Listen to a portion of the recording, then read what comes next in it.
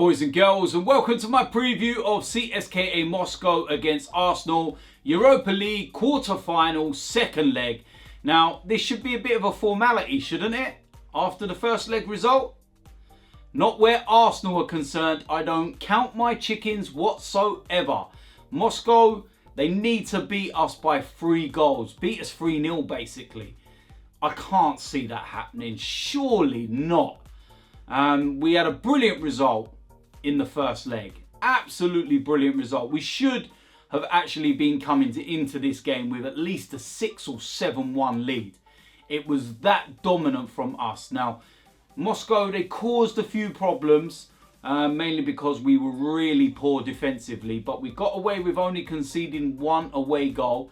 Now, they've got nothing to lose in this game, so they are going to go for it. Now, based on the fact that their defence is very, very poor, in my opinion, especially from what I saw in the first leg, if they really go for it and they leave space, then it's down to us to exploit that. We get 1 away goal, then the tie is definitely over. There's no way they're going to come back from that. I can't see them beating us 4-1 and taking it to extra time. But like I said, this is Arsenal.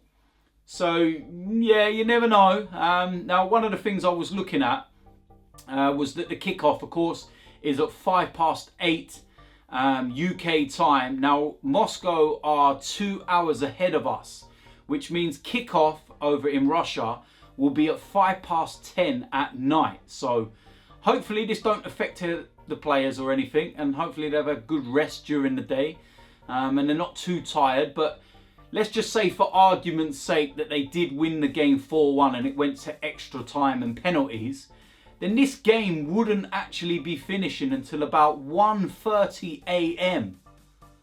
That's mad. Like gone 1 AM and still playing football. Can only imagine what the temperatures will be by then. But yeah, like I said, I don't think it's going to get to that. I think we're going to put in a professional performance. We're going to get to the 1-11 in a moment, and we're going to play a really strong side, in my opinion. And then, yeah, we then go on to the semi-final, and what will be, will be. Now, in terms of the 1-11, this is what I'm going to go with. Now, we made a whole host of changes against Southampton at the weekend, pretty much based on the fact that we've got this game, and this is our priority. So this is what I am going to go with. In goal, Cech. David Ospina's got a slight knock, so Cech keeps his place in goal. In defence, we're going to bring Koscielny back. Need him. He's been rested for the game against Southampton, but we need a big captain's performance from him. Alongside him, we're going to go with Mustafi. Now, last couple of games, he's made a couple of stupid errors. He needs to cut that out, because the last thing we need is an error from him and putting us on the back foot while we're in Moscow. So, going to go with Mustafi. Now, in the left-back role, we're going to go with Monreal, another player that was rested against Southampton. Pretty self-explanatory. He comes back in there, does the job he's been doing all season.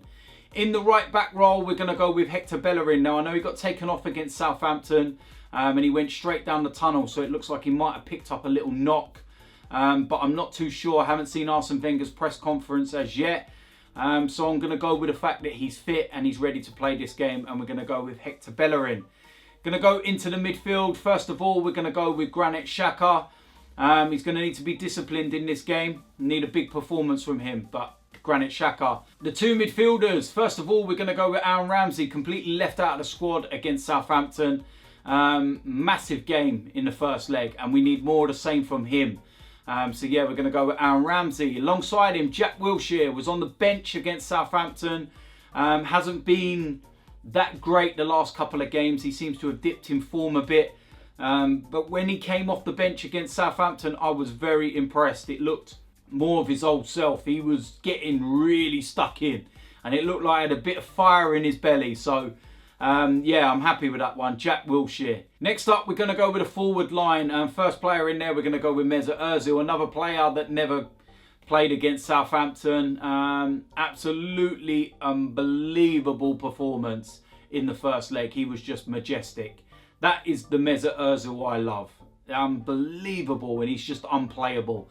And if he does that again, then we'll carve them open just as we did in the first leg. Next up, we would normally have Henrik Mkhitaryan, but I don't think he's going to be back for this game, and I don't know whether he'll be back this season, which is a shame because he's been playing really well since we signed him from Manchester United.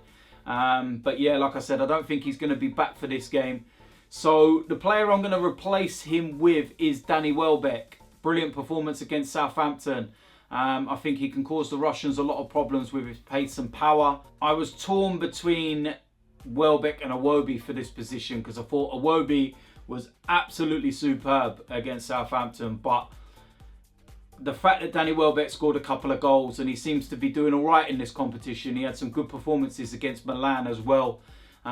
He just gets the nod for me, so I'm going to go with Danny Welbeck. Up front, as the main striker, we're going to go with Alexandre Lacazette. Another player that was put on the bench against Southampton, got himself about a 20-minute run out.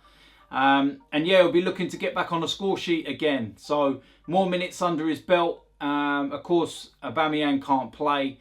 So yeah, Alexandre Lacazette. Let's see if he can get on the score sheet again. So there you have it. That is my preview. That is my predicted 1 to 11.